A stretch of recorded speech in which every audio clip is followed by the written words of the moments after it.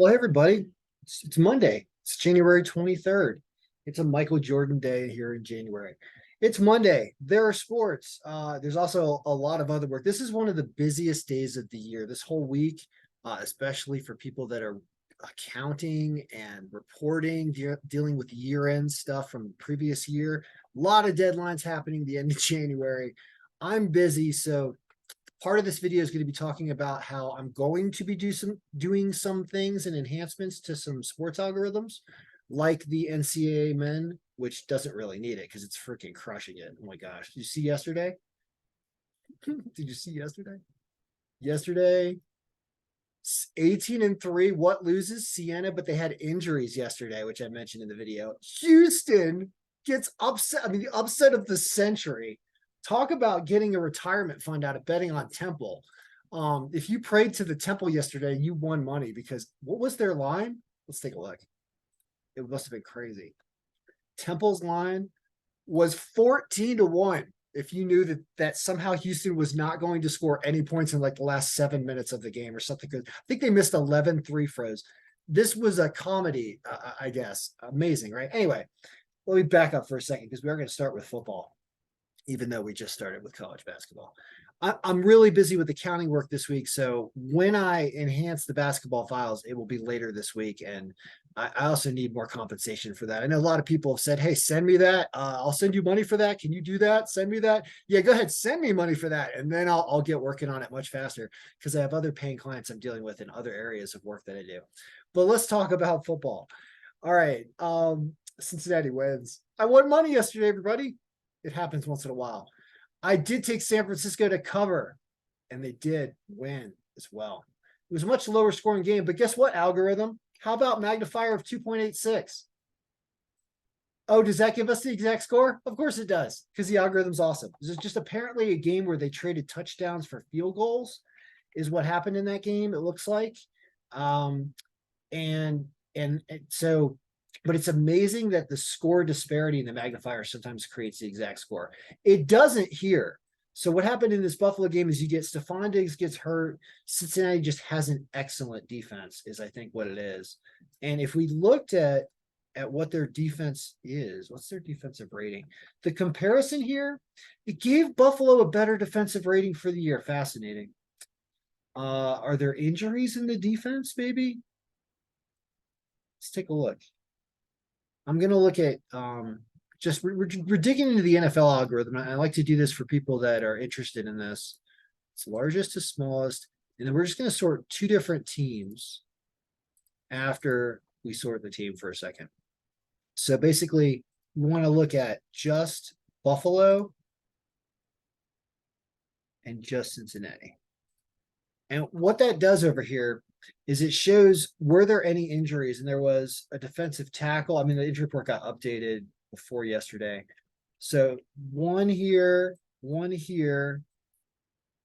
and Cincinnati's injuries was Trey Flowers, it looks like.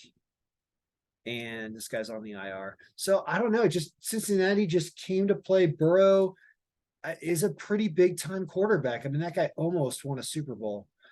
So they're pretty good. And there you go. You have it. You have now Cincinnati advancing, and of course San Francisco as predicted. At least they covered. So the advice was good that they would cover, and they did. And that Buffalo line was just miserable. I mean, you could stay away from it for that. So we'll look at the championships later this week. I haven't even updated the file, but the way you do that is you have to add them. You have to add these games that are going to be next weekend into the file, as well as the Super Bowl. Actually, you can prepare the column for the Super Bowl. You have to add those records in here and then tie the formulas to the bottom, because this is a mirror image.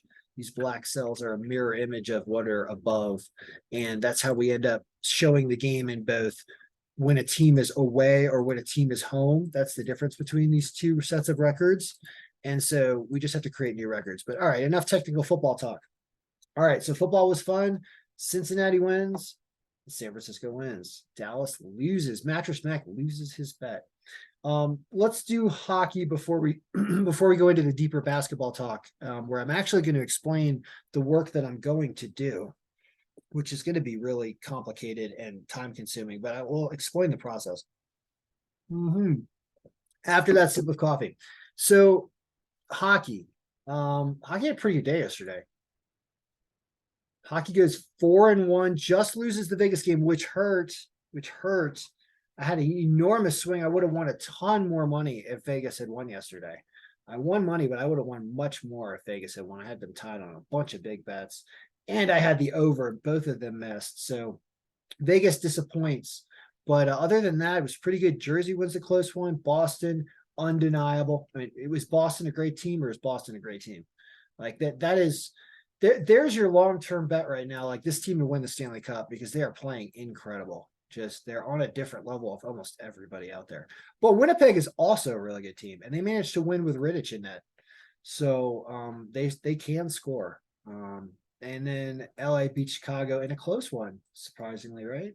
Said this was close. Said go with Chicago because of the line, but actually Chicago plus 1.5 manages to cover. All right, now let's talk about today being Monday.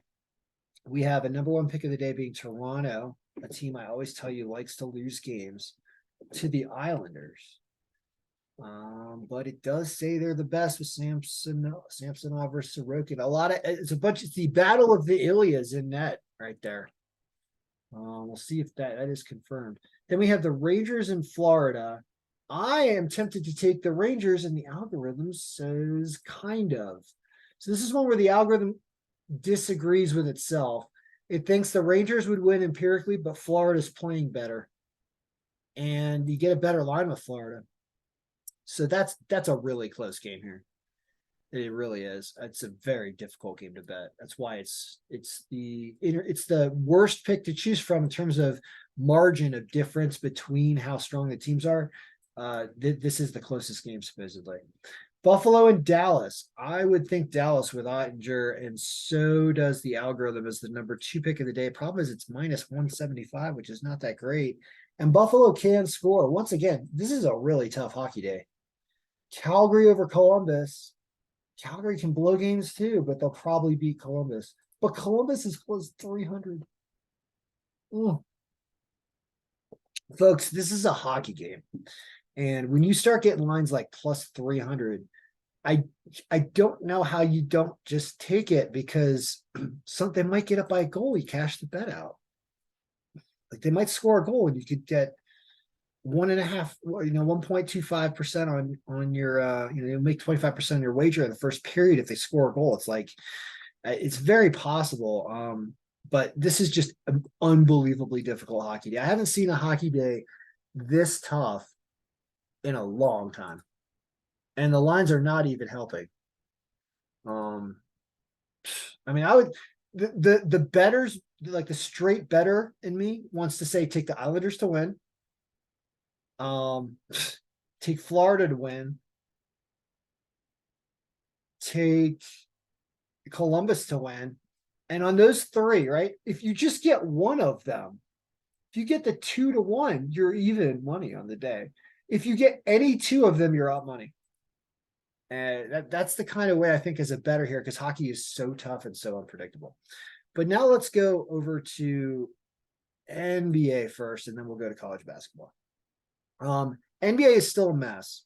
And also, I haven't been paid for NBA directly in a long time. Like people have not been asking for NBA. It's a real easy one to use. And anyway, but to make it much better, which I still drive to make it as good as possible, I am working with this combination testing thing, but this is a lot of effort. This is a ton of effort, and building the macro. I need to really pay someone. I need to pay a friend essentially to help me build this automatic macro. And I'll move on it when more people send money telling me to do this. And I do see the benefit of it, but it's just going to put a back seat to this until I'm done with really till the end of the month, basically. And by the end of the month, I'm done with a lot of the other responsibilities I have outside of sports stuff. So I am going to push it off, but what am I going to do? And what do we talk about today? Because yesterday it was all screwed up yesterday, but the Brooklyn Nets did win, and I won money because of that. But today it has them over here because we've redone everything, but it had the Nets at plus 200 over here yesterday. The point is, it's really complicated. I don't want to give you great advice about these games when I haven't figured out the distribution yet. And I haven't been paid for this sport. So I'm kind of like, here's what it looks like. Don't trust it yet. right?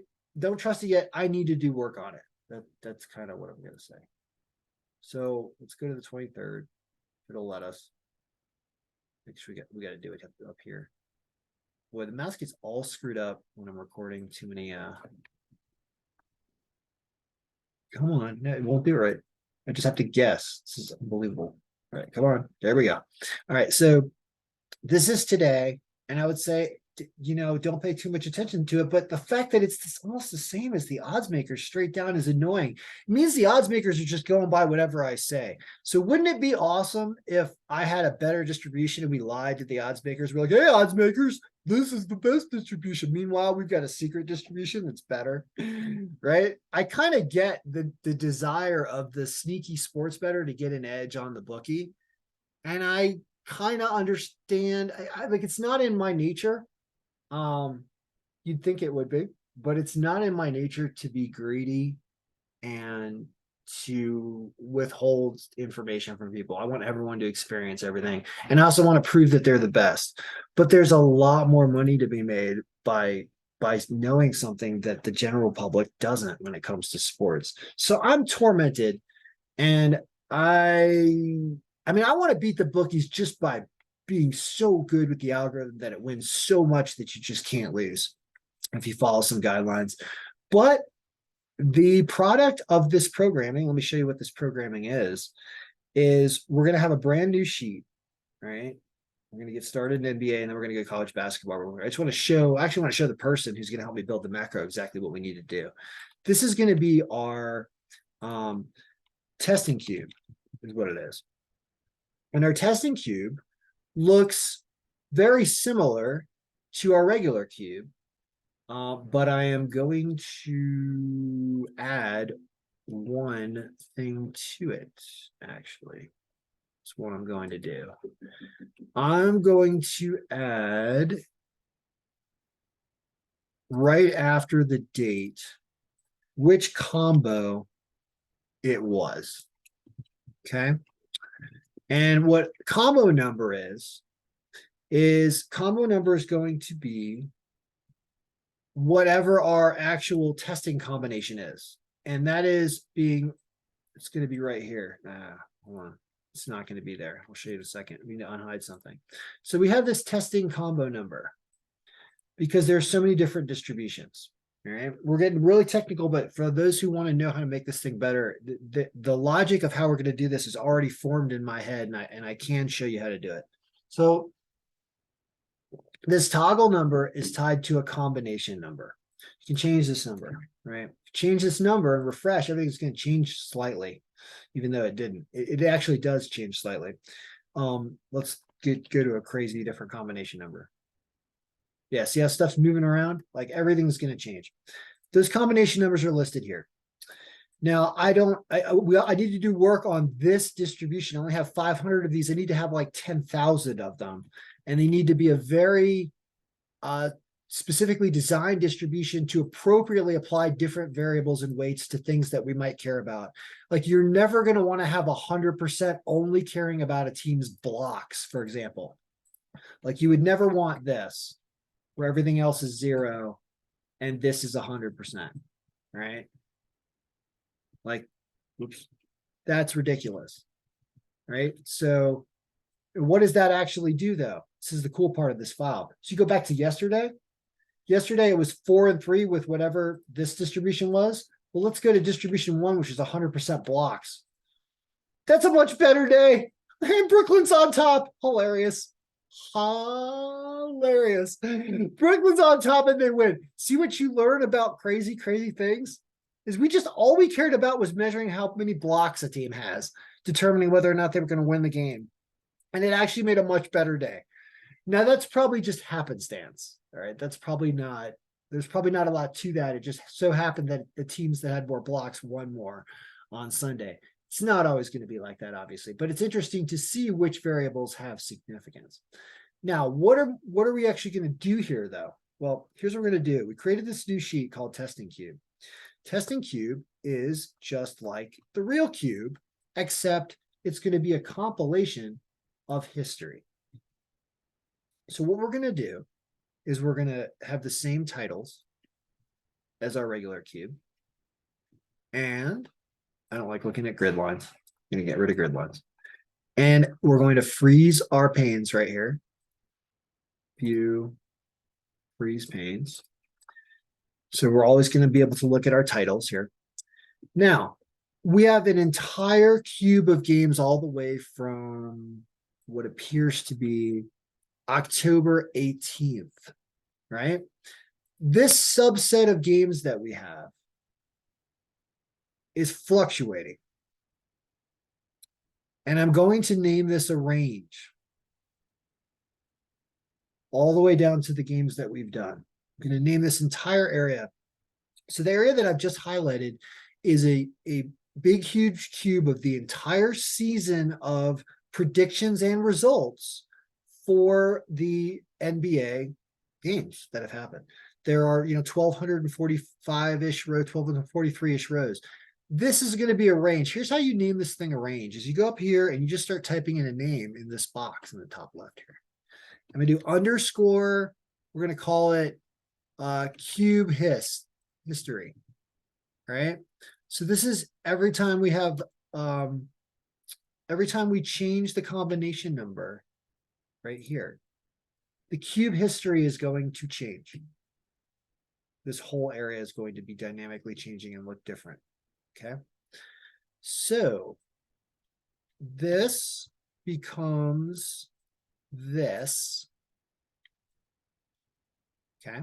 As a number. See the combo number right here. And equals combo number. Perfect. Perfect. So watch. So every time this changes, right? 396, 395, whatever. See how this changes to 395 combo number? Okay, everything changes now. Well, we're building a new cube, and this is why we have to get a macro to do this. Let me show you how we're going to do this. We're going to start with, in the results pivot, we're going to go 1. This is the action that's going to happen in the macro. It's going to choose the combo number. Then it's going to highlight cube history, this entire range. It's going to copy it. It's then going to go into the testing cube, and it's going to paste as, I guess, values and formats is what I really want to paste it as. But we'll just go with values, and then we're going to do this, which is we're going to match formatting. I know I'm getting really complicated, but for those of you who want to understand how this works, how to do this in reality. So let's make this cube like this cube, which means all of our formatting. No, let's not. I don't want to do it. I don't want to be overcomplicated. So this is really, there's just a couple things that need to change. This is a date. So once we do short date on this, that'll work. I think everything else is, this is a time, but we don't really even care about the time of the game. We just care about the date. All right, that worked. All right, now, so that was combo string 1. Now we're doing combo string 2. Highlight cube history, copy it, go to testing cube, paste it as values right here. All right, combo history 3. Right? Don't need to refresh this because we're not working with the pivot table. Cube history, copy, testing cube here. Okay, the macro is going to be doing this. So the macro is then going to go through all possible numbers that are in our combination testing string list, which we have 1,000, but we actually only have 553 in here. And I need to have thousands and thousands and thousands. Now, after that cube, the macro runs that, okay? It's going to run that, and it's going to compile all of these automatically. It's going to take an hour or something to do thousands of them. It's going to take a while, but it's going to be done. Now, what do we do? All right. Now we have a brand new pivot table. Okay. And we're going to insert this new pivot table. New worksheet. This is going to be a comparison of all of our cubes. So we're going to have combo number, and combo number is going to have, so we're going to have date, Oops, don't care about months and years. Ungroup that date. We're going to have dates and combos, right? And then we're going to have teams. And we're going to have scores and lines and stuff. We're going to have margins. Hold on a second. I just want to get the win game. So I believe it's win game is what we want. Wait a minute. We'll have to see how we built this, but we're going to make this pivot like this pivot.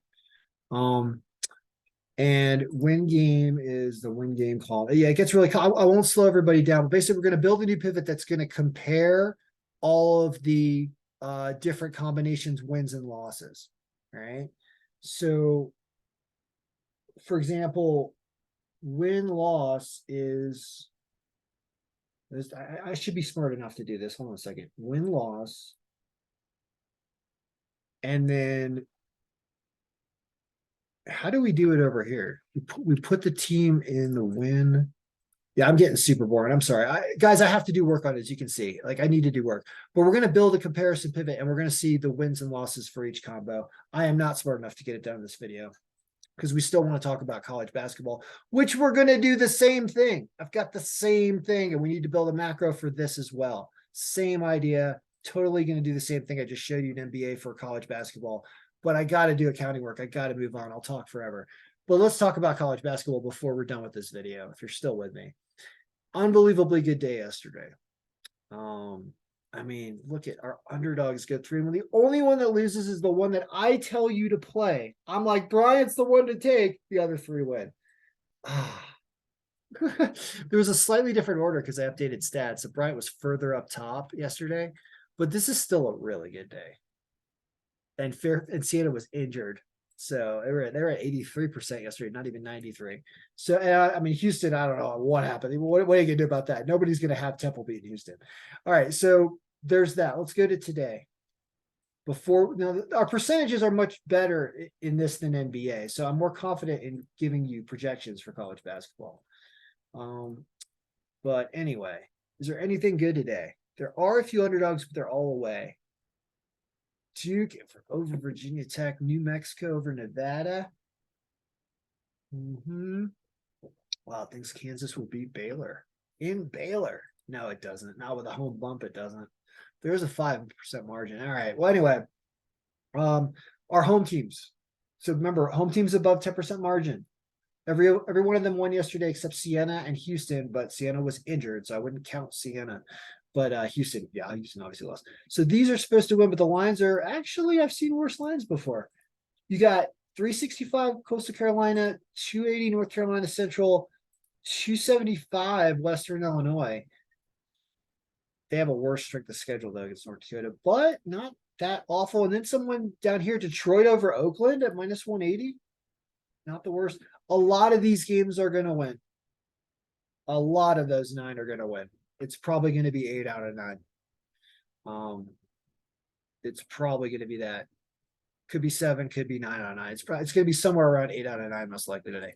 So, what do you do? What's the pick of the day? Well, pick a day has to be a home team. That's a rule in college basketball. There are no home underdogs. We're messing with any of the teams on the other side of this. No, and no. So the pick of the days, I don't know. It's too tough. There's no real great pick. It's not like a Coastal Carolina thing that happened the other day where Coastal Carolina was an underdog and they were the only home underdog. Here, they're not an underdog. They're minus 365. So I can't give you on, there's a lot to play here. I would take a lot of these home teams.